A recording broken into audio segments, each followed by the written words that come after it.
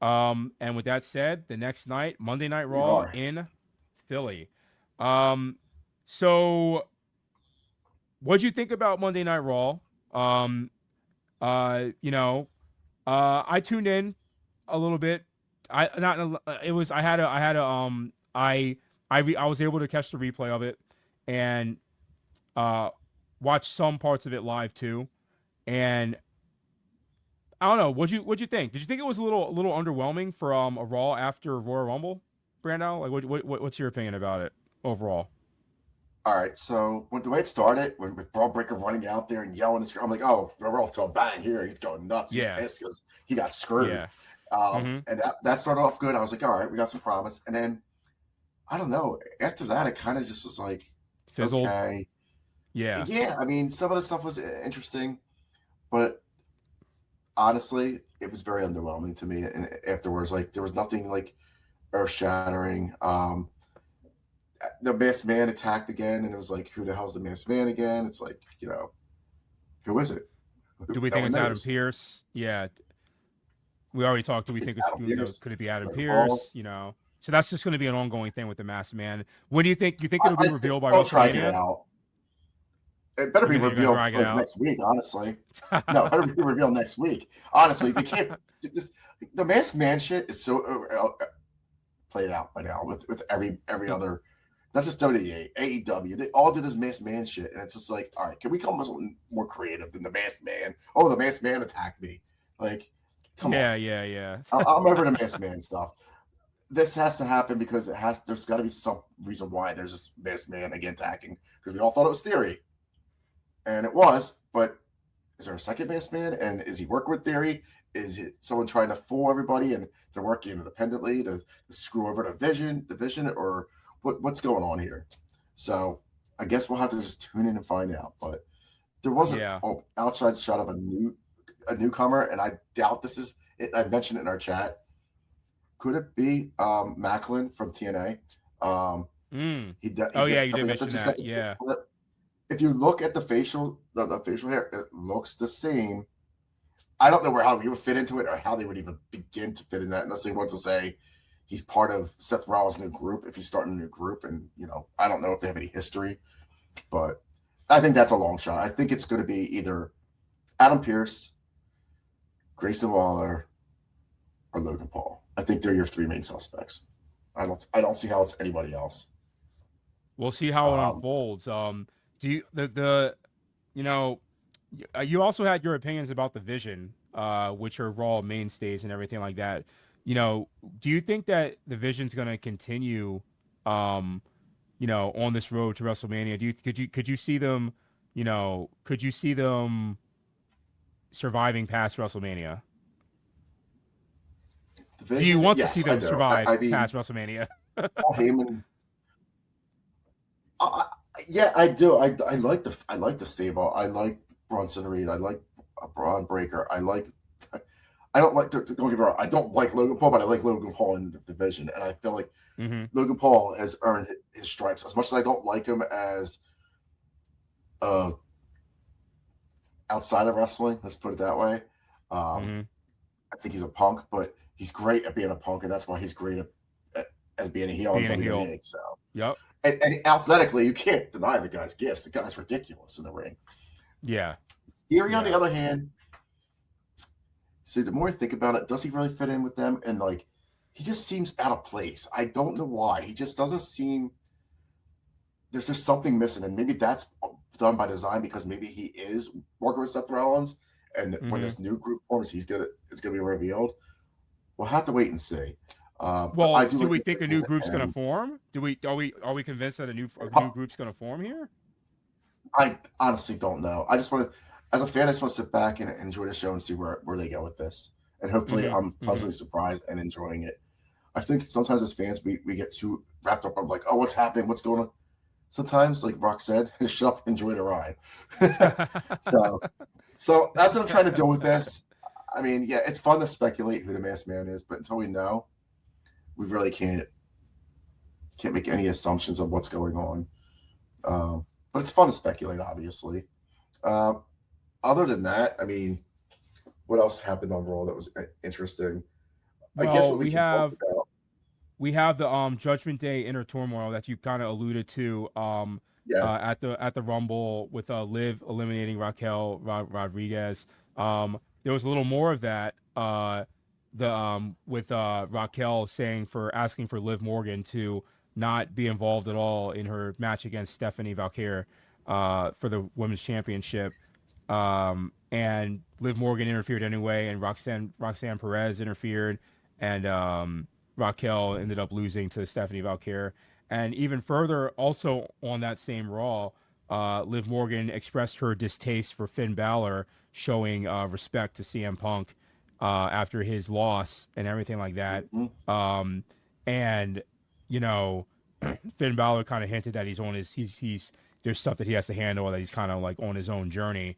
So there's been kind of hints of the Judgment Day kind of cracking a little bit. You know, do we think that they're breaking up, or do we think they're just kind of hinting at it and nothing's gonna happen? What do we think's happening? No, I think this time it's gonna happen. I feel like the Finn Balor stuff is obviously been boiling over for a while now. It feels like Liv Morgan took over the Judgment Day, and that's her group. That's hers. I run the Judgment Day. Yeah. Yeah. I think what's going to end up happening, you're going to get Dominic versus Balor at some point, and I think either Balor's going to flip completely to a face, or hey, maybe even flip Dominic to a face. I don't know how they do that, but something's got to give there. And then with the girls, I mean, I did miss this point at the Rumble. It's talking about Liv eliminated Raquel, and Raquel didn't seem happy about that. Now she smiled at her in her face in the ring at Raw, and they were addressing the elephant in the room. And then it's like, that doesn't matter. You're going to win the night. And then she tried to help her later on when she said, "Don't come back there." And she ignored her, completely ignored her, and cost her the match. Definitely going to be something going on there. And I feel like the right path would be to have those three feud, at least Liv and Raquel. And Roxanne's definitely going to play a part of it because she interfered too and tried to help her too. If they Brando, if they do this right, if they play this right, this could be a little fun feud. If they really kind of hit on all the right notes with it, for sure. Oh, it will be fun. It's going to be I think it's going to be awesome. Honestly, I can't wait to see what happens. Yeah, man. Again, so we can agree that the seeds are planted. The seeds are planted, and you know, even with Finn Balor, man, they're really hinting at Finn Balor kind of, you know, shadowing around the you know, even the title scene with, like, you know, we'll get to Punk and Roman later, but like, you know, Punk addressed Finn Balor, like, so Finn Balor, you know, they're definitely teasing that, like, he's maybe they're gonna use him more in the main event or upper mid card to kind of more often to kind of, you know, just be in a little bit of a title chase himself. So who knows? Okay, so here's my question then. What does Finn Balor do? Does he qualify for Elimination Chamber? Or I wouldn't mind that. Finn Balor, Punk defending his title against Finn Balor at Elimination Chamber. Obviously, Punk would go one of those two is happening, and obviously Punk would go over. You know, I could see them. I wouldn't mind it. I like that Finn Balor is getting these chances again. I wouldn't mind if he had a little run again. To be honest with you, I don't think that the time now is for it. Especially with Roman back in the picture. I think we need to, you know, focus on what him and Punk are going to do. But I think Finn Balor hovering around is it's a good spot for him to be at right now. You know, we forget with Finn Balor, he was crazy. It was like going to be 10 years ago, but they had him beat Roman Reigns clean on Monday Night Raw to face Seth Rollins for the championship, and you know he beat him. and then he injured himself the same night, and then he had to relinquish the title. And ever since then, he hasn't been quite back to where he was. He was really getting pushed to be like that guy.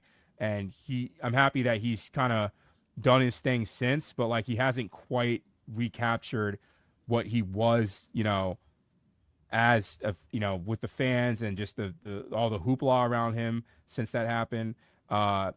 It kind of, you know, him and Drew McIntyre have a little bit of little bit of similarities in regards to that. So I'm, along with Drew McIntyre, as I said earlier, I'm happy that Finn Balor has kind of, stayed around and been back into like the title picture a little bit. So much props to him. Yeah, me too. I am too. So with Balor, let's talk about, I guess, the street fight. You want to talk about the street fight, or you want to talk about? That's exactly what I was about to talk about. A street fight. Okay, cool. Let's talk about it. Let's talk about the street fight. We can talk about El Grande after that, because that's really something we can just touch upon. Street fight was okay. I just felt at times it felt very like slow, like I was watching slow motion, the way they were moving. Like, and I know Raquel was moving and working more of like a quote unquote big man these days, because that's what she's supposed to do, because she's a sexy, big, strong woman. So yeah, I can't believe she took Nash's nickname. I can't believe she took Nash's nickname. That's so funny. Well, you know why she did that? Because Kevin Nash said to her in an interview, "You need to work bigger." So I guess he's kind of trying to help her out in a way. Nice, but nice. He also was wrestling like big Kevin Nash, and that's not a compliment. I feel like Kevin Nash is he's very clunky in the ring and highly overrated. Dude, wait, what? Opinion. Okay, we're gonna. That's a whole other topic for another show. Are you kidding me? I thought I was a fan of Kevin Nash actually back in the day. I think he's one of the best big men of all time. To be honest with you, I know people make fun of his quads and stuff like that. All right. No. I think he's one of the best big men that ever graced the ring. I like Kevin Nash. When he was Diesel, yes. When he went to his Wolfpack Kevin Nash, outsider Kevin Nash, like he was awesome as that man. Now after that, yeah, sure. Character-wise, he was. I just thought in the ring he left a little bit to desire to me. I don't know. I liked him. Don't get me wrong, but I just thought, whatever. So you think Raquel Rodriguez is wrestling? Okay. But she was in that match, yes. And I think that match is hard to do, though, because it's a street fight and you got to do a fill. First of all, why do we have street fights start in the ring? Why don't they just start outside in the street? Start outside. Yep. So it starts in the ring, whatever. Some of the spots, though, were very awkward. And the spot I'm talking about was the stupid spot where set the table up. She does the hurricanrana and her head like literally grazes off, and the fucking table snaps in half like someone just like karate chopped in half. Yeah. It was awkward. It was bad. It was bad. I'm like, if you're gonna do that spot, don't even do the fucking table, because it looked so cheesy to me. It came off bad. They did with the best they could with what they had.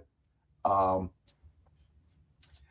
at the end of the day, you had Liv interfere when she wasn't supposed to, cost Raquel the match, and it did its job of progressing the. It did its job. Stephanie retained, but it did its job of progressing the inner turmoil of the Judgment Day from the ladies' side of everything, and it makes us continue to want to tune in and ask questions around where do loyalties lie, and what's going to happen next week. Like, oh, I told you not to interfere, and you interfered. What's up with that? Like, that's gonna. It writes itself. Of course. So it should be interesting. I'm interested to see like where it goes on and how Stephanie Valkyr, fits into it. When Liv Morgan, gave her finisher to Stephanie Valkyr, was that her picking Stephanie, or that's just her putting her on notice that she could pick her? I don't know. That's a good question. Yeah. So we'll see. We'll see about that. I mean, I would think that Liv Morgan is definitely wanting to know if Stephanie Valkyr or not Jade. I mean, just as a character-wise, it doesn't make sense for her to go after. You're Jade. Right. She wouldn't. Yeah. Like the way her character is, she's like, I'm not taking on Jade. Which you did mention. I ain't messing with that girl. Let's. And they're both heels, so that's another thing too. They're both heels. Yeah, that's true. You don't do heel versus heel usually at Mania. I think for just for fun, I would not mind that. I really wouldn't mind a fatal 4-way or triple threat with the Judgment Day girls, and Stephanie Valkyr, or somehow Stephanie Valkyr loses the championship to Raquel Rodriguez, and it becomes a triple threat with the Judgment Day gals, something like that. I wouldn't mind. I think that'd be fun. I want to see this. Here's what I want to say. I want to say Elimination Chamber, Valkyr in it, title on the line, loses the title to Raquel Raquel's the new Mm-hmm. champion. And then next night on Raw, they're celebrating. We finally got the belt. And then Raquel thinks she's to pick Jade. She picks Raquel. You get Raquel versus Liv. Yeah. And if you want to get Roxanne involved in somehow and make it a triple threat for the title at Mania, boom, there you go. Yeah. Stephanie Valkyrie is fine. She can figure something else out to do. Yeah. She's a Stephanie Valkyrie. Jade, right? And then with Jade, you can just get branch off the Belair if she comes back, or you can have Jordan Green winning they can have a number contenders match, and there's your two matches set right there. Yeah. I think this Mania, I think there's a chance that this could shape up to be an interesting card. But to move on, I want you to change your background, because we're getting back to our favorite heel that Triple H is mega pushing, strapping a rocket to him.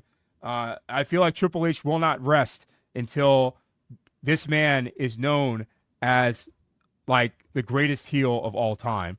And that man is Gunther.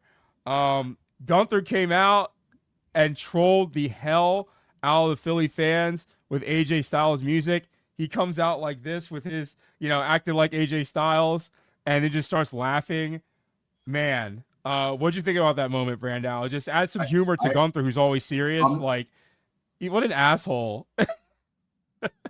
Yeah, I'm not gonna lie. When I heard the music, I was like, "Oh shit!" I actually got a show. I was like, "Oh, they aren't gonna give him a setup." And I saw Gunther walking out, and then I just smiled to myself, said, "Of course, well done. He's great at getting heat. He's great at trolling." And then they had Dragon Lee come out and defend his honor, which makes perfect sense. So I guess we're gonna get Dragon Lee versus Gunther next week. We'll put him away, put him in the dirt real quick, and then damn, man, are we going Rey Mysterio versus Gunther? I know, just the retirement. It doesn't excite me, honestly. Brock versus Gunther would be more exciting. I feel like Brock versus Gunther. No, your call. I know. No, just go straight to your call. Well, but hold on.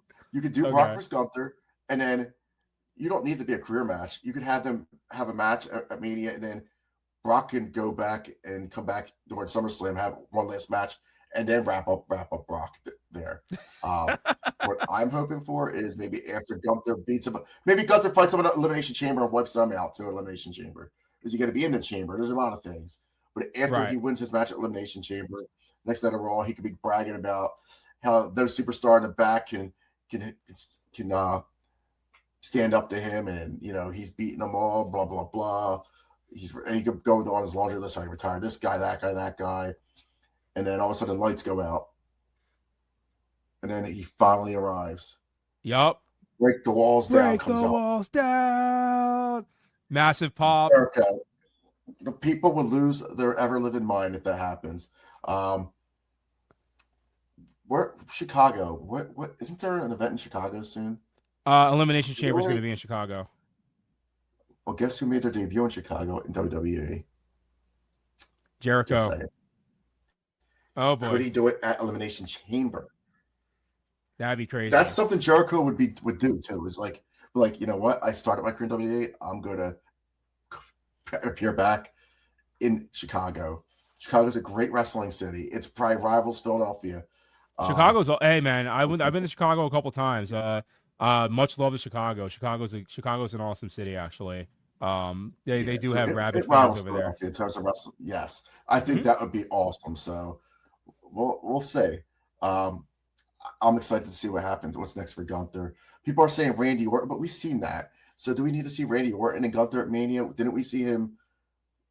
There was a controversial where Orton's shoulders weren't down. Oh, that was the King of the Ring. That was King of the Ring. Right. But man, they ran it back, and then he beat Orton. So yeah.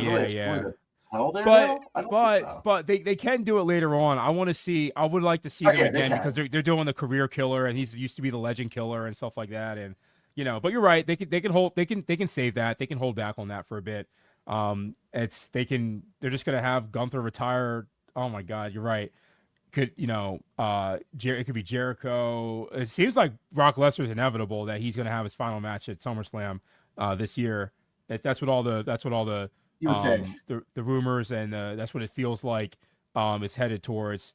So we shall see what happens with that. But Gunther trolling the fans, that was, it's crazy. He's such like a dominant, serious heel, old school heel. But he's also just like a chicken shit, just like kind of just like a, Yeah. when he acts like that, it's just it's an underrated dimension to him. Like that trolling, like, gladly trolling, laughing at the fans because he knows he's an asshole. Like it's definitely an interesting 100%. dynamic with him.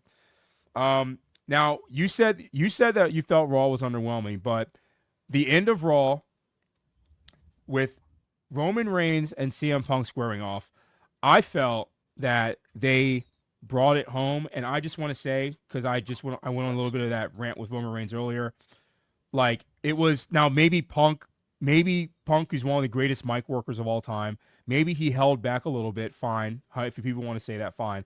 But the bottom line is Roman Reigns, like, has gotten so much better on the mic. It is not even funny. Oh, You go back, as you said earlier, not Brandon. even. Now you go back and look at him 10 years ago. My lord, he has gotten so much better. He's able to hold his own. He's able to come back quickly. He's able to have those facial expressions, pace himself well. It is great, and he actually was able to get some good licks in, some good jabs in on CM Punk, which is incredibly hard to do if you are not on your best mic night, to be honest with you. So it was, they that promo, they really brought it home. And Brando, I know that we discussed the promo, and like you saw some key points in the promo that I think that you would like to chime in on. That just sold the match. So, yes, I mean, you're like you said, Roman's mic work has gotten so much better over the years. It's crazy how, and I think it's just because he's more comfortable in his skin, because he's not trying to be this character. He's being himself to a degree where he doesn't have to be like this cheesy, smiley guy. The He can big just dog. be himself and just Yeah. and just talk about how he really feels about things. But there was a part in the promo where I don't know if anyone understands what he was talking about. Inside people like us would, but the casual fans could not catch this when he talked about Right. being on his old ex best friend's Podcast. podcast, where he pretty much shit all over Roman on that podcast, and Roman called him out on it and said, and he gave him that disgusted look. And there's a lot of things too that, like, now I think this is more storyline driven, is the part where he talks about at Elimination Chamber where they shook hands as men, and then at the end when they were walking back, Punk was mocking Roman by holding the belt up like Roman would do behind him like this. Yeah. Yeah. Yep. So Yep. and he's like, I'm no young boy. Like, he disrespected me. But there's one thing that really stole the whole feud for me, and that is, he's like, I don't want to choose you because you're this, that, and the other. He's like, I choose you because I hate you. I've always hated you. Would you build a feud based on hate? To me, that sells the feud right there. There's enough history there to tell a great story, and I was like, take my money now. I'm good. Let's go. Yeah, man. I'm excited for this. I think it was good to have Roman. I mean, granted, he main evented night 1 last year, which we were there live for, but I think that Punk versus Roman is definitely, I want to say, in many ways, kind of refreshing. I think there's just many ways to go with this matchup. It's not potential matchup. This is the main event. This is not going to be night 1. I would be shocked if this was night 1 of WrestleMania 42. I'm going to say right now, and if I'm wrong, y'all can come at us, because I don't think we're going to be wrong. There is no way, there is no chance in hell that Roman Reigns and Punk is going to be night 1. That is night 2, and Punk is going to main event night 1 from last year, and he's going to main event night 2 this year, which I know a lot of CM Punk fans are gonna really enjoy, and I know that Punk is going to be really excited to add to his legendary career and everything like that. So I can't. It's crazy. I was thinking, Brandon, there's no way Roman Reigns could lose this match. I just can't see Roman Reigns, with everything we just talked about. He's going to talk about how he carried, even in the promo that they talked about on Raw. He said that he carried. I mentioned that earlier with that rant I went on. He's going to mention that more and more in promos, because he did. He's going to say that, like, he's the one that carried the decade. He's the one that brought people back.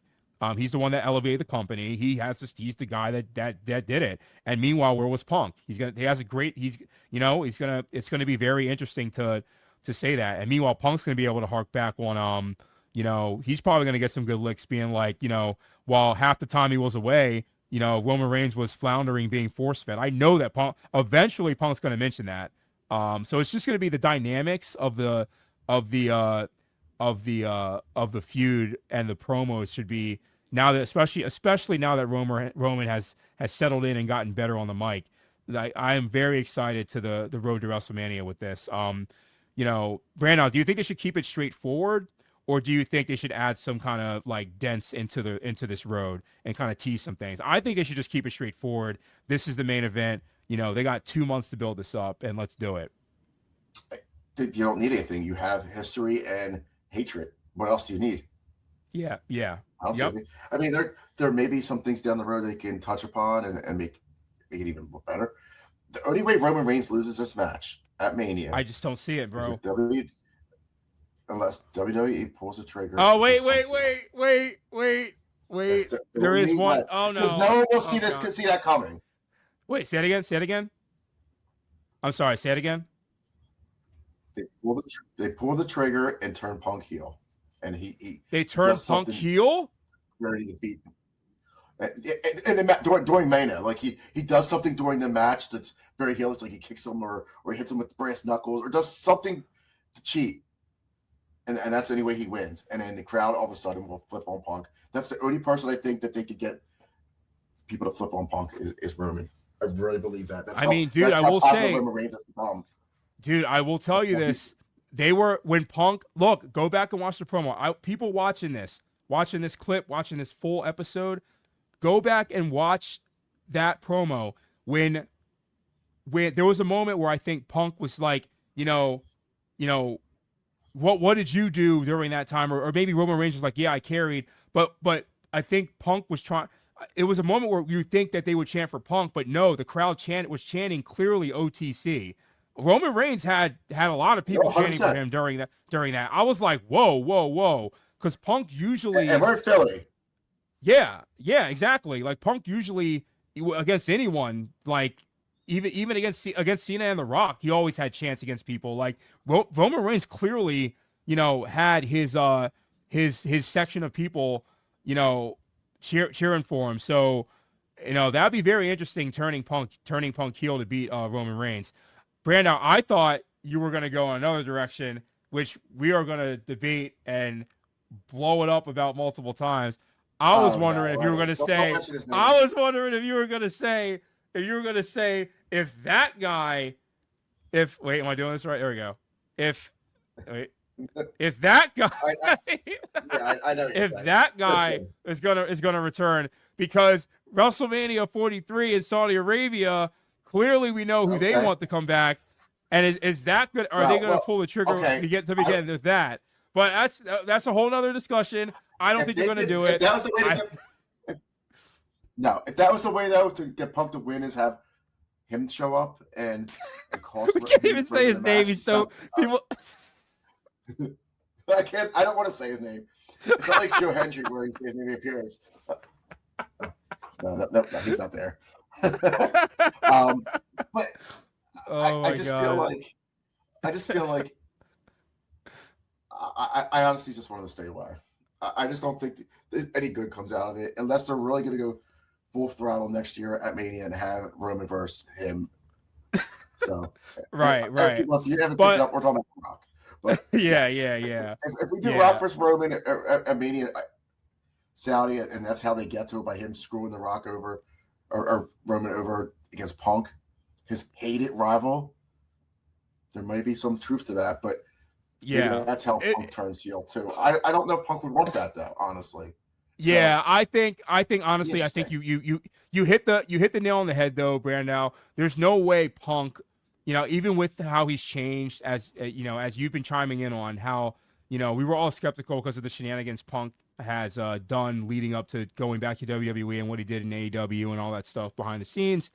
But there are you have been really championing Punk's changes and seemingly like backstage changes and stuff like that, and that he's just having fun. and that he seems to be at a really good spot. But even with that, I think that Punk would probably, since this is such a moment for him, he probably would, of all people, he will do for what's best for business because he's a professional. But I think he really would just like it probably to, he's like, look, we can carry this. I can carry this. We don't need anybody else. It's just us. We can take this home. So I would like to see it. I don't think, as much of a fan as I am of him, and where I stand with him on my megastar list with him. I don't think he's needed for this WrestleMania, unless there's a guarantee he signs contractually that he can stay around to finish what he started, which hasn't been happening. Even I have to admit that hasn't been happening lately. So it's best just to stay away. And so I hope that it's just Roman and Punk. I'm gonna say something, and it's just straight up. Yeah, I'm gonna add one last caveat to this. If he does come back, I'd rather see him fight Cody, because I feel like Cody has way more of a grudge, axe to grind with The Rock than Roman does. Honestly, yeah. I mean, he's never got his win back from WrestleMania in 40 against The Rock. The Rock pinned his shoulders to the mat in the tag match. Yep. So all the beatings, Washington at the night afterwards, and kind of honestly, I feel like he made Cody feel like a clown at Raw. I mean, making him sit in the front seat while he was out there, like he's just another part of the roster when he was a champ. It just, the whole thing was just bizarro. But yeah, let's fast forward through that and see what happens if it ever does happen. Well, remember, we'll see. We'll see. Don't want to say it. Well, we got Roman versus Punk, and I'm actually, for the first time, I'm excited. I'm already more excited for this main event than anything really from last year, even though the triple threat was really good. And we knew with Punk with Cody versus Cena that Cena was probably going to win anyway. So this year there's a lot of intrigue. I really think it can go either way. I think Roman Reigns will win, but I can see it, maybe sometimes Triple H does like to throw a wrench. Maybe something happens, and maybe Punk does somehow, some way come out of that, leave that building with the title. Even if that happens, I would expect Roman to win it the next month, though. I just can't see Roman not winning that title before May. I agree with that, but yeah, we'll see. So we'd have to see where the storyline goes. I mean, it's unpredictable. A lot of this card, you kind of could see it forming, but there's so many different ways they can go with the whole WrestleMania card where you're like, oh, yeah, they could do that. They could do that. Okay, we just got to see where it goes at this point. Like Braun Breaker. I mean, I'm obviously thinking if Seth is ready, it's going to be Seth versus Braun Breaker. That makes the most sense. I think we're getting LA Knight versus Bronson Reed. That makes sense. I don't know where Logan Paul falls on all this, but, there's a lot of unanswered questions, and we just got to see what happens in the next 2 months and see where it takes us. And the road to WrestleMania is in full force, and things will become clear probably a lot more 3 weeks from now at the Elimination Chamber. So can't wait. So let's continue to roll through NXT. NXT is also, as we know, Brandal, you're the NXT guy. Joe Henry wins the NXT championship. Crazy. He's had a crazy story. How do you feel about it? So Henry, a Crew Talk friend of ours mentioned him a long time ago, probably like about 3 years ago in our chat, and was like, you gotta follow this guy. He's funny. And I'll give him props. Chris Stako called him out, said, you gotta watch this guy's videos. He's funny. He's awesome.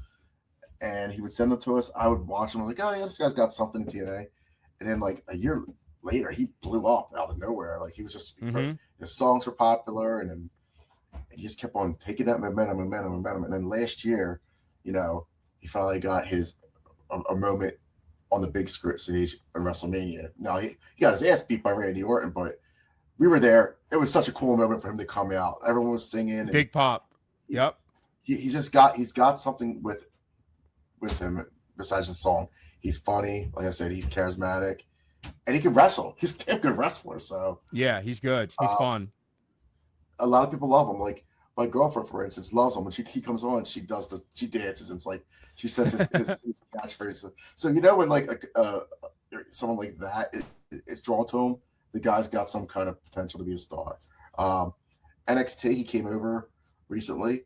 I figured he was going to win the title on the ladder match. I'm thinking, who else are they going to give it to? They're not going to give it to three of these guys. They literally just started I forget their name. Shiloh, who was on LFG. He won LFG season 2. They're not going to give him the title.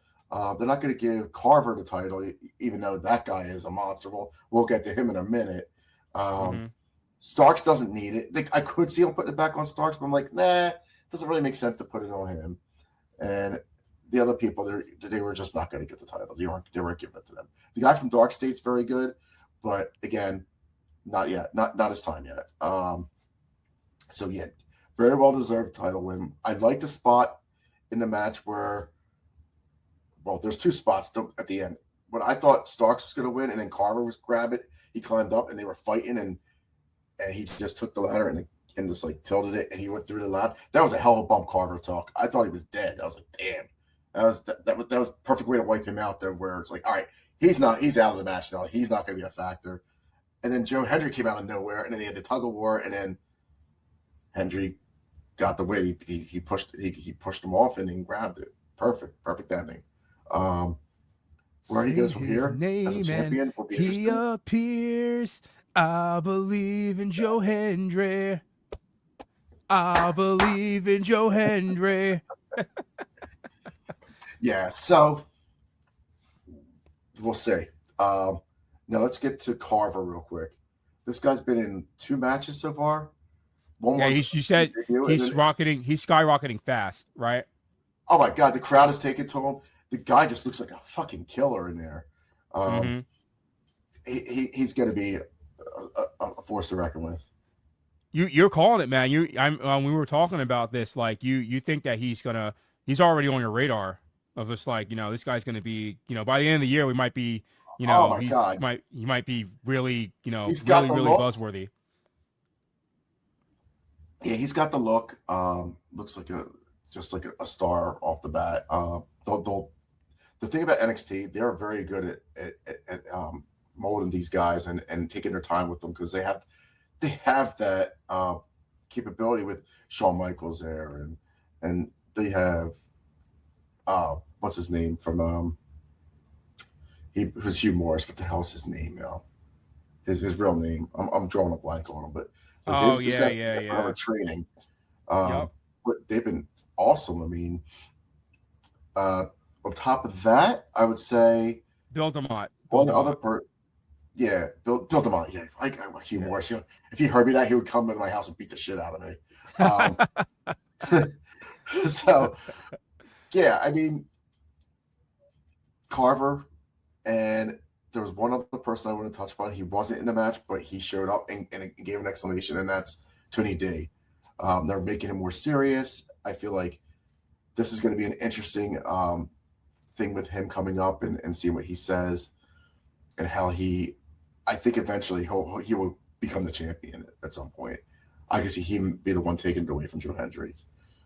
We'll see. Let's talk about the general manager. So Ava is no longer the general manager. She's decided to not keep her, to renew her contract for reasons. Some are because she didn't agree with the way WWE supports, I guess, what the current Trump administration, all that stuff. Yeah, I mean, yeah. And that's her prerogative. And honestly, she's not hurting for the money. Her dad's The Rock, so I'm sure she's not hurting for money. So she steps away. Now, interesting. And, we get an interim manager, and that's oh my God, Robbie. My God, why do I forget his name? Oh, Robbie. Robert. It was I forget his last name, but he's an entertaining character. He's an interim manager. I think it would be fun to have like Robert Stone. Stone. How did I forget Stone? Robert Stone. He's actually from around the area, I believe. I think he's from the PA area. He could still wrestle too, so he could eventually do. Yep. He is from Alpine, New Jersey. Okay, so close around there, but it's my buddy actually met him somewhere. New York. Yeah. Okay. So not too. I for some reason thought it was from PA. All right, New Jersey. It's a little different. New Jersey, New Jersey's a giant. New Jersey serves Philly and New York. It's not that far Yeah. off. Well, I don't know where Alpine. What is it? Alpine? You said? Yeah, it's close to. It's not far from Midtown Manhattan, in Jersey. Okay. So it's all right. So that's really not close to PA at all. So we can just disregard that. He's more of a New York. He's a New Jersey guy. He's probably more of a New York guy, but Mm-hmm. it'd be fun as him as the interim manager to, be doing things, but then like having like say like they have a couple people interview for like the permanent job. He keeps on seeing him coming out in and out. Shawn Michaels. He's like, I'm doing a good job, right? I'm doing a good job, and like he's all nervous, and it could be like guys like we like you could do like Teddy Long and like Vicky Guerrero. It's like you could have fun with it to the point where Just have like a rotation. it would be entertaining. Yeah, you could, well, they're interviewing, and eventually something comes to a head. But yeah, so that should be fun. AJ Styles, what if he brought in AJ Styles? That's how AJ Styles makes his appearance. Come back, he comes back as the interim manager. You keep him on the screen. He's retired from wrestling, but he works with young talent. There. Yeah, he's still helping out. So that'll be interesting. Now let's talk about the women, because the women in NXT are absolutely just crushing it. There's so many talented women in NXT. They're in good hands. The WWE's future for the women's division is bright as it's ever been. Sol Ruka, you still have her. That's why I didn't think she's going to win the Rumble, because I think there's still unfinished business in NXT to do. There's a storyline with Zarya. You can see kind of the cracks of the foundation falling, showing once, they didn't win the tag titles, and now they're kind of getting into it again with, Sol Ruka not being there, Zarya being upset that she went in the Rumble and didn't tell her. Zarya's like, well, you left me hanging high and dry. And Zarya's been showing more heel tendencies by attacking poor little Thea Hale, which I love Thea Hale. I have a little special place in my heart for Thea. She's awesome. I think her beating Blake was by mistake was actually awesome, because Blake didn't need the belt anyway. She had it, and they kind of just pivoted away from it and gave it to Izzy Dane, another woman that's taking the ball and running with it. So they have such a great women's division. You got Lola Vice, which I think will be up at the main roster soon. You got Jada Parker, who doesn't play around. It's loaded, man. It's loaded with talent. Kalani Jordan. Kalani Jordan. Naming I'm just people rattling names off. And you have Kendall Gray who just came from MLW, I believe, or I forget where she came from, but she's awesome, and she's unique too in the ring. They're just loaded. So the future's bright. I can't wait to see what happens. But JC Jane is great. Eventually, she's going to drop the title to somebody. Don't know who that's going to be. I could see it being Kendall Gray. Could be seeing Sol Ruka. I'd rather just see Sol Ruka and Zarya have their feud, and then Sol Ruka come to the main roster. I think she's ready. She's got star power written all over her. Hell, you know what? Why not bring Sol and Zarya up to the main roster and have the feud there on the main roster? They might. That could work too. I don't know if they've ever done that where they've had a feud start in NXT and then like it continued into it finishes on the main roster. I don't think like that. They've like they had Kevin Owens or Sami Zayn, and like but it was like separate. It's like, oh, they're picking it up. That's like a 10-year feud. They've been doing that for years in Ring of Honor and everywhere else. So like, you're right. And when they do Carmelo and Trick, they're going to be like, oh, remember back in the day in NXT. But you're talking about they start in NXT and it continues onto the main roster. I think that's a good idea. Okay. So they have a match. Stand and Deliver, right? And it was a banger and a great match. And then afterwards, they both show up on Raw, and I think the feud just continues. It's just, this is what happened on Stand and Deliver. Everyone saw it, because I feel like they're like a lot of times now they're really showcasing more of these NXT talents on like main event pay-per-views, and people are getting their eyes on them before it's not just an NXT. So they know who they are. They're like, oh, I know those. I know them people. Like, whatever. So they could definitely do it. It'd be interesting if they ever decide to do that. So I guess that's about all the NXT talk we have. Well, I guess do we want to talk about AEW? To close off Yeah, to close off NXT, you're totally right. Like so much talent, and the women's roster is just like loaded, and it's definitely you just have there's just so much wrestling content out there, and NXT just keeps churning out talent after talent after talent, and it's basically a much watch if you're a fan of wrestling. Just if you I know it's tough to watch everything these days, but like NXT is just a must watch to keep a pulse on the up and coming talent in the industry for sure. I just wanted to add before we get into AEW, I just had to say I wanted to talk about something that blew up in the wrestling news ranks a couple over the past week or so, and that is what Michael Hayes said about Chelsea Green in regards to her not being main event material.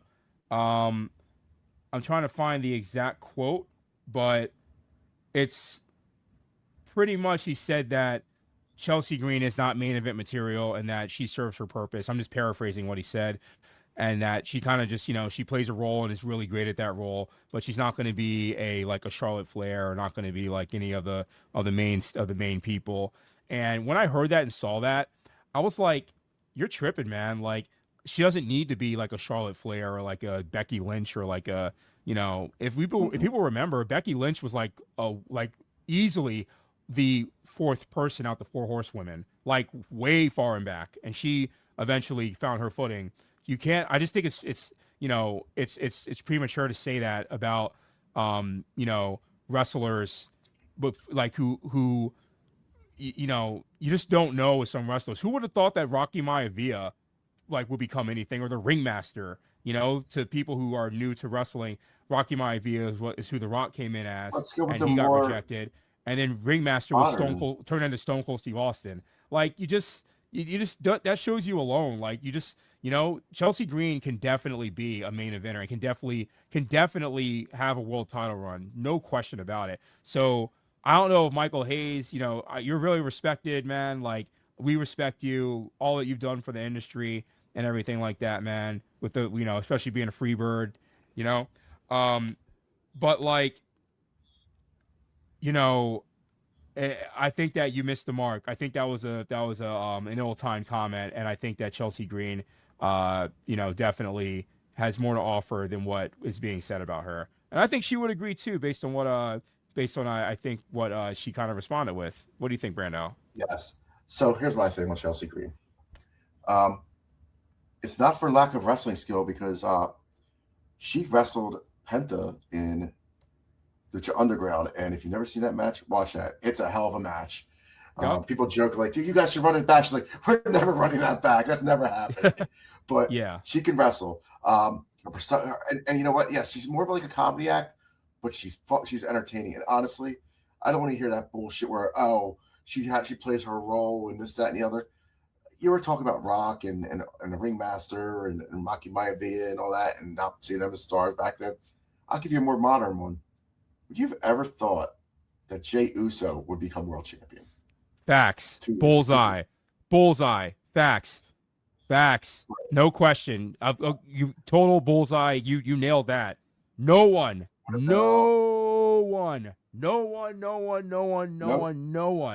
thought that Jey Uso would get to where he's at. No chance. All he needed was he got a storyline, and he was able to flourish in that storyline, and then he was able to blow up. That says it all. Good point, Brando. Here's another one I'll bring up too, which this is a good one. So you're telling me she can't become women's champion, but who became champion? I know this is in the Triple H era, it's the Vince era, but superhero Nikki Cross won the fucking title. Okay. Yup. So don't tell me you can't put Chelsea Green into the champion. Yeah. Like, what are we doing? Honestly, like, yeah. I don't know. I mean, and it's just to me, it's blind. And Ill-timed, blind. She does have a role. We know that. But if she gets over enough, and fans want to see her win the title, why not put the strap on her? Exactly. Now she's not going to beat up Jade. That would be ridiculous. But what if I don't know. What if she's in like a triple threat match or a fatal four-way, and she just crawls and pins someone after everyone else is knocked out? That's not unbelievable for sure. You know? Or maybe just say, hey, you know what? She can wrestle, and maybe she just out wrestles a person one time, and like say, you know, Jay's not the champion, or say it's Tiffy. let's say it's Tiffy, or even like I'm trying to Io, think of some other Asuka. women in that I'm just saying division it could that be might it be could be champions. it could be But it could be people who could just it could just be people yeah, who like exactly. can absorb the loss. It's not going to be a big deal. Like we know they're good. We know they can they lose sometimes and they can win it back. Like yeah, there's nothing. Yeah, so I just didn't get the Right. comment. I thought that the comment was ill timed and of course. Now I'm telling y'all right now, we've watched wrestling for so long. I'm telling y'all right now, if this happens with this comment, if people get behind Chelsea Green and then all of a sudden, they the people behind the scenes, Michael Hayes, Triple H, they're just like, oh, we said that because we wanted to light a fire and we knew that that's what they did, and they act like they kind of like came up with it. Nah, no, no, no, no, no, no. That's not. I'm gonna call cap on that. If that Yeah. happens, I'm just saying that right now. Chelsea Green can definitely be a main eventer, and Chelsea Green, like we enjoy what you've done in wrestling, what you've done in WWE. You've been killing it, especially you and your partner, and what he's done after in rising up the ranks in the Indies before coming back to WWE. Like it's y'all kudos to you, and you definitely have our support for sure. Absolutely. Yeah, I've always been a Chelsea Green fan. So, and then I guess the other thing in Unreal that kind of made me feel bad was seeing LA Knight get his ass chewed out after that ladder match. He missed a couple Hello, spots, and darkness, he just my really old ripped friend. into him. Yeah, they really ripped to him, and you just felt bad for the guy. You're like, damn, man. Like, Yeah, whew. Um, so I guess that's where we're at with that. yeah, man. Unreal's an interesting show. There's some good aspects of it. There's some parts I'm just like, yeah, we don't need to know all that. Like keep some things a mystery. You know, the whole like Seth Rollins thing was interesting, but it's also like, man, they're really ruining the like aura of shot of surprising people. Like after it happens and showing it, it's not like this just happened like 10 years ago. This happened like what 6 months ago with the Seth Rollins injury, and it's like, okay, it kind of takes a little bit away from it. I ain't gonna lie. So, um, Yeah, man. yeah, that I'll leave it at that with Unreal. And Paul Heyman obviously hates So Unreal too. He's like, I'm not a fan of this either. I So love that he said I'm not a fan of the show, but he just kept kind of I can't believe he was they began to talk about what a work is, and like Paul Heyman's like I can't do this. That was pretty awesome, and he tries to like talk his way around it. Um, so leaving Unreal and WWE land for a moment, as we begin to close down a bit. Let's get into AEW. Dynamite was on, and MJF. Let's just get right to it. MJF took on Brody King, and he lost within under like 2 minutes. It was crazy. What the hell? What do you think, Brando? I think they just did it to make Brody King make it look really hard for MJF to beat him. But keep in mind, Hangman came out and he kind of Yeah. distracted MJF, which whatever. Um, Mm-hmm. but yeah, I mean, Brody King's a big guy, so now the storyline's going to be like, oh man, how's MJF going to beat Brody King? He Right. lost him in two Right. minutes, and he's so much bigger. How's he going to pull this off? Um, well, when he does win, and he will win, we'll see how he pulls it off. That's that's all I got to say. But the MJF is just they're not taking the belt off MJF's him the anytime man, soon. dude. Brody King's MJF's the franchise of certainly not AEW. walking around. Yeah, he's certainly not going to. They're not putting a strap on Brody King. I'm sorry, just not happening. It was interesting doing that match where people are just chanting "fuck Ice," which I thought was fun. And Mm-hmm. MJF was kind of just like his face said it all. He was just like looking around. He was just like okay, whatever. They're not actually not booing me. They're booing somebody else. Not Right. what I thought they'd be booing. So Yeah. I think we got to be careful with that because they don't want that to take over wrestling matches. You want to keep that shit out of there if you can. Yeah, I hear you. So after that, I guess you have. I guess we got to talk about Ciampa becoming a TNT champion. Ciampa going to AEW, man, Saturday. and yeah, crazy. Yeah, he seems very happy there, and I'm happy for him. He can wrestle. I'll give him 20 minutes to wrestle, which they didn't do in WWE for him. I know Triple H was a big Ciampa fan, but I just feel like once he got to the main roster, it was very hard for them to like make him an important part of that roster with all the big superstars they had there, and he fits in perfectly with AEW. He can have banger matches now with everybody. They gave the TNT Championship the first night and had him beat Briscoe. So props to him. And now he's going to do the Open Challenge in honor of how Briscoe was doing it. So awesome. I'm happy for them. I think he's going to be fighting in a triple threat match next week against Claudio, and I can't remember the other person off the top of my head. Well, you know it's going to be a banger. AEW's matches are pretty. I think it's I'm excited to see Ciampa in AEW, and it's AEW has really flourished into being a great alternative product and a great product in general. So in terms of just like being just extra, really solid at times wrestling programming and everything like that. In terms of just like in ring work and everything like that. At least in my opinion. I know I've met AEW diehards that think it's all things AEW and everything like that. I don't know if I'm willing to go that far, but I think that I tune in and I think it's great. We need AEW. AEW needs to be great because as we can see with WWE in the past like year, they can get a little stagnant and make questionable moves and decisions. Some of which are not. Maybe not all are Triple H's fault with TKO running things and everything like that, but AEW, if everyone's doing good, if AEW is doing good, WWE has to be good, and vice versa, and all the other promotions involved. So, 100%. So let's talk about Ricochet. Yeah. Ricochet. So what do you have to say about Ricochet? So Ricochet coming to AEW. Obviously, his heel persona, he's got something there. I would have never thought Ricochet would make a good heel. But Same. Just like his mannerisms and he's taking it and he's run the ball and run with it. And I think he's been great. Curry last night destroyed him. I think God, he's awesome. Yeah. So I mean, he's got some. I forget what title he has. One of the million titles that AEW has. They really need to cut down on titles, but whatever. That's their prerogative. They can do what they want. But yeah, Ricochet is just one of them talents that, like, in the ring, you watch him, he's amazing, and you never get a boring Ricochet match. That's for damn sure. Now, Ricochet said something recently that is making waves. He basically called WWE the gentrified pro wrestling, and I just think that I would like AEW to stop talking about WWE. Like WWE is WWE, and they're always going to be WWE until they're not WWE.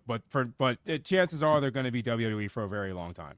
So all AEW has to do is continue to do their damn thing. They have stars that have made waves in the industry. Like Toni Storm is incredible. She has had that gimmick that she has, which I like to call like a modern, I guess a modern day upgraded version, a little bit of Goldust, like that, just like old Hollywood, golden age of Hollywood, bizarre, like the way that she's just gone into that character, like it's one of the best gimmicks of the past decade, easy in my opinion. Like she kills it. Orange Cassidy's awesome. MJF is a generational talent. We've said like he's not, is he even 30 yet? He's already one of the best heels ever, in my opinion. I know that we've been high on him. Like AEW had, like, Hangman Adam Page. Like, I went to an AEW show. I think I've been to 4 or 5 AEW shows, and they've all been great. One of the AEW shows I went to, CM Punk was there, and Hangman Adam Page comes out and he outpops CM fucking Punk. Like, people went crazy for him.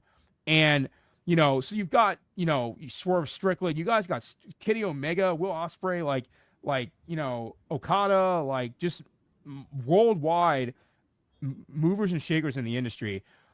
Who gives a shit about WWE if you're like, why? Like, like why mention? There's no point. Like, do your damn thing. You have your own base. let your work speak for itself. And I think throwing jabs out at the bigger brother is it just kind of comes That might across have as a been little just corny. Ricochet go. That might have been just Ricochet. That might have been Ricochet going off script a little bit and does saying whatever he wants because he does seem to But be they set up bitter not about his just him, WWE. but they've done it before though, Brandao. That's all. But just Ricochet They doing it have, reminded me of how many times they've done that. But I will say, the past maybe year, they really haven't said anything about WWE. They're staying in their lane. They're doing their thing. They're not. They're just like we're AEW. This is what we have. This is what we are. Mm-hmm. That's it. Well, so yeah, I'm happy. I mean, Okay, I hope that I hope that it doesn't begin again after what Ricochet said because that's like making a lot of waves right now. Like and I don't know. What do you think about the actual statement? Do you think WWE is gentrified wrestling? I'm not quite sure about that, but no, I just think it's I just bitterness by Ricochet. That's it. All right. It's just I guess the last thing I want to talk about for AEW is the Andrade Omega match. Another guy that just left AEW or came back to WWE, came back, go back and forth, it's ping pong, and now he beats Kenny Omega in a match that I think everybody thought Kenny Omega was winning that match. I'm pretty sure. Oh, for sure, for sure. Kenny Omega was winning that match because it looked like they were going Kenny Omega MJF. I mean, duh. But that's not happening now, and that's a roadblock for now, which I like. I like the swerve they threw in there. Because see what you did there. He did. He kept. He definitely kept Kenny out of the picture by accident, but it pissed Kenny off anyway. And so now we got a whole thing with Kenny Omega and Swerve Strickland. We'll see where that goes. I think that'd be a hell of a match when they have that match. So that's one thing they can do. They can have these feuds with these wrestlers in AEW, and they're going to all be bangers. I mean, there's so much talent in AEW. We got to hit up. We got to hit up one of their. We got to hit up one of their pay-per-views, man. They haven't. With. We they haven't don't have had much in Philly. Well, next time they have in Philly, we'll go. Yeah, I've been to a fair amount. I mean, I've been to a couple of their great Dynamites. Yeah, they're fun, man. They're fun. I went to the 2300 one of the 2300 residency events that they did. It was great. It was freaking crazy. They definitely put on good shows for the fans. And the energy there is always good. I really love what they're doing. So I just I was just disappointed to hear Ricochet say something like that, because especially with WWE, like he was there for a bit, and like I'm sure like some of these wrestlers say these things, but like damn well if they're given the bag, they're gonna go back. Like it's just it is what it is. I guess it's just normal. It's fine. It is what it is. So all right. I guess wrapping everything up, we can talk about let's see. You want to talk about the Saudi Rumble and the mixed feedback? I guess we could talk about Saudi and Jet. All right, so I don't know what everyone thought when they watched it. I know when I watched it, something looked off on it, and what I mean by that is the way they did the lighting. They had the seats looked like they were empty, and then you would see another shot, and then like the place looked full. I'm like, what the hell's going on here? And then there wasn't a lot of reactions in during the Rumble itself. I know from watching it in the States and being a part of it in the States, that people that are watching the Rumble in the arena, they're at the edge of their seat and are usually counting down to 10, 9, 8, 7. There's none of that. Like, so it just felt like there wasn't that much excitement when the guys were coming out. There's pops obviously for certain wrestlers, but I felt like it just was missing that aura of what a Rumble should feel like when you watch it. And I think that comes down to like the way maybe one that it was built and it's so open and you can't hear anything. Sound just doesn't hold in there because it was so open. If you saw how open it was basically a parking lot that was built in three weeks to a month, that they built the stadium from a parking lot it's crazy. Like I just don't know. That's crazy amount of construction in a month to have a whole fucking full stadium of people ready. But yeah, I think that was part of it, and I also think just the type of fan base that are there. They're loud when they want to be, but a lot of them didn't know AEW or NXT people. They don't watch NXT probably over there. So like when the NXT people come out, it's like whatever. They didn't seem to care too much for the women mostly.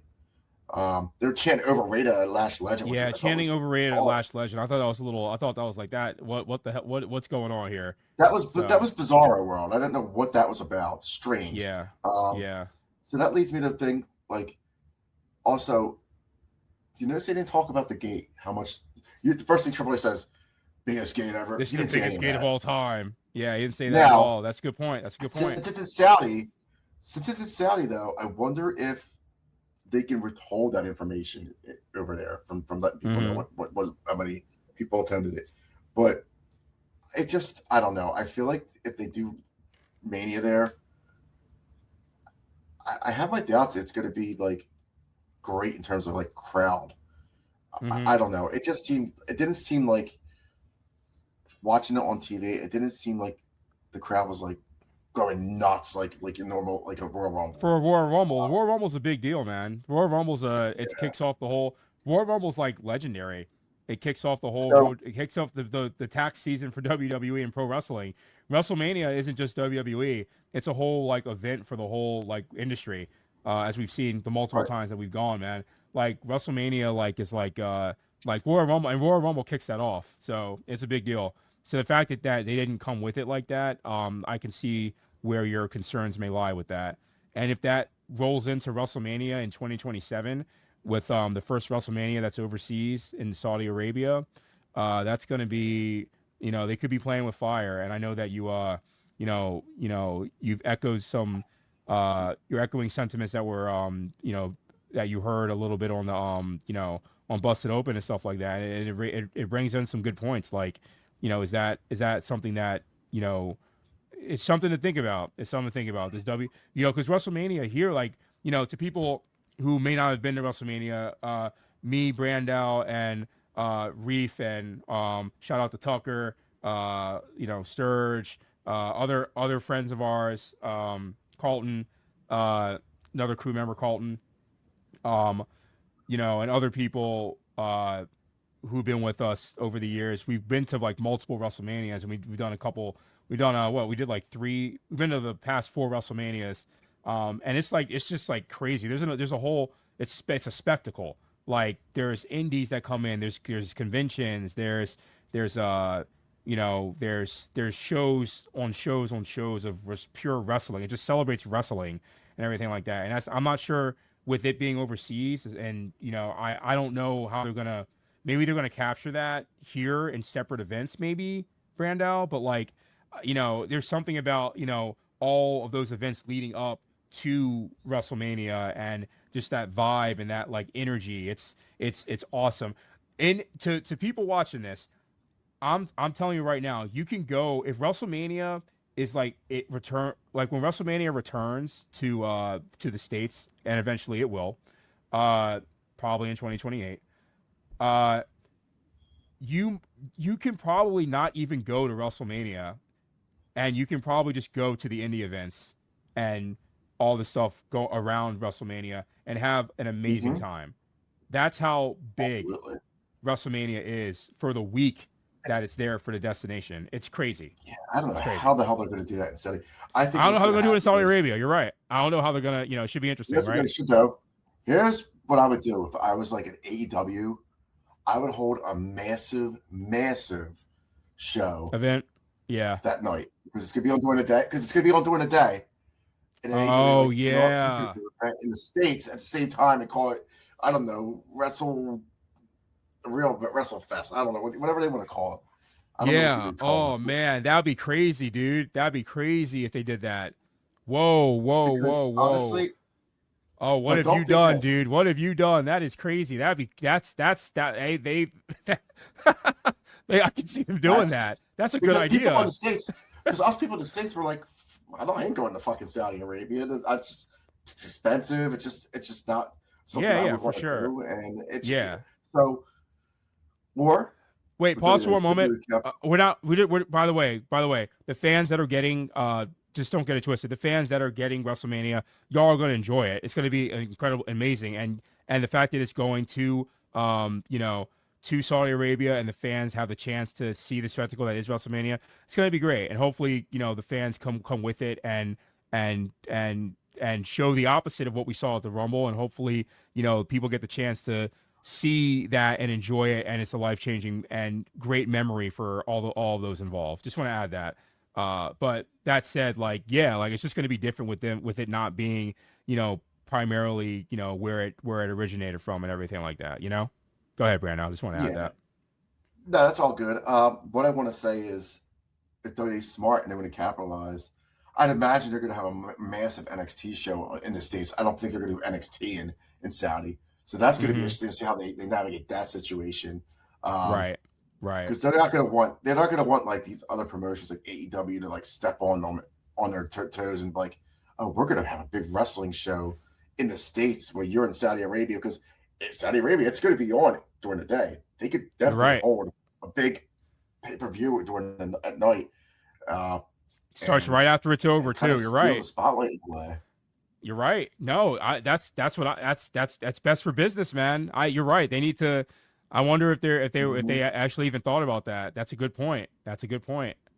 I'm sure they have. We'll see what happens. Yeah. But again, I feel like a lot of this Saudi Arabia stuff at WrestleMania points to TKO, and I can say because just knowing what they did with UFC and going to Saudi Arabia all the time, and when they're with UFC, they want them to. Now, obviously, WWE was going to Saudi way before TKO took over, but there's no way in my lifetime I would have ever imagined a WrestleMania being Saudi Arabia over some of these other international spots, like I don't know, United Kingdom or even Canada. That have had wrestling events before. Yeah, I got you. Yeah. There's been one WrestleMania in Canada in Toronto that I was a privileged to go to, and that was one of the greatest of all time. But I'm thinking, what Saudi Arabia over UK, over even over Paris, France, over Australia? You're going to go to Saudi Arabia? I get it's the money. I just feel like this is something about Saudi Arabia that I'm just not a fan of the media there, and I think it's a lot of it's, first of all, any of these trips to like France, Saudi Arabia, UK, they're going to cost people a lot of money to the go. Plane tickets cost. It's very expensive as it is even in the States. Like incredibly expensive to go to a show, and for WrestleMania, like my lord, imagine the flight, and so I get it. It's just going to be a lot it's going to be a lot of people who are saving a lot or taking out loans, or it's going to cost a pretty penny to go to Saudi Arabia, and you're probably going to have a great time, but like it's going to be a lot to go to it. I know there's probably going to be a lot of influencers that probably go to it too, because they're either going to be able to get a pass or get some type of into doing that. And I think what you're getting at is that does that really lend itself to like a genuine experience to what we have come to know being wrestling fans for such a long time, which kind of bleeds into perhaps our closing topic a little bit. Has WWE with TKO become a little too corporate? Has it become a little too is it beginning to get on the line of leaving its core, wrestling fan base in terms of just they're becoming a little too manufactured, a little too further away from the class of people that spend their hard-earned money to, go to their shows and everything like that. What say you, Brando? I feel like a lot of this has to do with, It's always back to TKO. It's always going back to TKO, and we've seen a change, and the ticket prices are more now. It's just like you're pricing your core audience out, which is families, really. If someone has a family of 4, they want to go to WrestleMania. Good luck. Have fun with that. You better be made out of money to do that, or you're gonna or max your credit card out. And I don't think that's a smart idea, but that's what people are doing to go to these shows. And I'm seeing some of these packages, and it's like, here's the gold package. It's like $15,000 a person. I'm like, what the hell are you getting for $15,000? Like that to me is just, it's a lot, man. And I just really hope that they come to the realization that the main audience of wrestling is families and, and younger kids, and you're not gonna they're not gonna be able to afford this stuff. I mean, I would have loved to go to Mania this year in Vegas, but we went last year, and I'm like, you know what? I don't even. I'm not running it back. Mm-hmm. And I looked at the prices, and they're more than they were last year, and I'm like, well, I'm going to the same venue, same spot, and you're charging me more. Yeah. Now I don't. Yeah. That was the last time I checked, and that was probably when the tickets first came out. Now I'd be willing to bet they may be cheaper now, and I would say because I don't know if it's selling great right now. I don't know what the sales are of it are. Everyone's probably going to wait till the last moment. Right. That's the play these days. You wait till the last moment, you get your tickets, you go in. Yeah. And plus Vegas has a lot of other things to do in it. We were there, we had a good time, but if they build a strong card, yes, people will come, but it'd be interesting to see what happens. And I feel like pricing your audience out is probably the stupidest thing you could do. Hell, Raws are like now. I was looking at tickets for Raw in Philly before we went just to see, and for like the 100 level, it was like 250, 280 for just the 100 level. I remember a couple years ago, you can get a ticket for 100 level for a little over $100. So it's over doubled in price. It's now. doubled. It's like, it's basically doubled. It's crazy. It's crazy. It's like, come on, dude. Man. Nosebleeds are like, I'm like, damn, nosebleeds. You could wait. You can get those you should be able to get those for $20, like 5 years ago. Not 5 years. You know what I mean? Not like 4 years ago. Right out of shutdown, you could have got like, and even like 2019 before COVID hit and everything like that, you could get nosebleeds. Wait to get wait a couple days before get nosebleeds for like under $40. Now I was seeing, I think a recent Raw I went to and coughed up money for not too long ago. I think, or was it a SmackDown? One of the two. It was like well over $100 for nosebleeds. It was crazy. I was like, wow, that's crazy. That is crazy. Yeah. So yeah, I do believe they're pricing their fan base that they have forgotten about their core audience. But I think TKO wants to run it like they do run a UFC, and you can't run the business that way. It's a different fan base. Most guys that go to UFC are established older males that have paying jobs, and will show out $1,000 to go to an event to go see like Conor McGregor fight. You're not going to get that with wrestling fans because it's expensive and it's more of like, again, family. An average family. It's an experience. There's the merch. There's the belts. The kids are going to want the belts. They're going to want the toys. They're going to want the like I said earlier in this episode. Pro wrestling is life. It really is. It's a whole experience. So with that said, Brandao, is there anything else that you'd like to add on our relaunch, our re-debut, if you will? Anything you'd like to add that we might have missed or that you wanted to chime in on? No, I think we said a lot today. I mean, there may have been a couple of things we can go over on our next podcast about, maybe like, next episode. And that could be about Cody Rhodes a little bit. Maybe we can get. We'll see where he's going with everything. We'll talk it. Yeah, well, we can get in our perhaps in our next episode. We'll talk about. We'll get more into like coming soon. More on Crew Talk, y'all. We're gonna talk more about the big overreaching topics and the big promotions and whatnot and breaking news and everything going on in the industry, which is what we do and what we love to do. We're definitely going to get into Cody Rhodes. And there's always discussion about him and his status and how he's been doing as the face of the company. Because even with Roman getting the main event, I still think that Cody Rhodes is still the, if he's not the face, he's the co-face of the company. So there's always conversation in regards to that. And maybe who knows, we still have the ever running rumor of when Jericho is going to be coming back, and we're going to be having guests. We're going to be having more analysis. We're going to be having more segments. We're going to be having more features. We're going to be evolving as we continue this show and relaunch this show, and we're excited to bring all of that to all of you listeners and to everyone that supported us and the wrestling crew over the years. And you know, y'all want to reach out to Brandao and I, you know, feel free to, when we post our episodes, you know, feel free to reach out to those channels. You'll see them all when we release it. You know, hit us up, DM us. If you're gonna be a troll though, we'll just get blocked, so you know, all that stuff.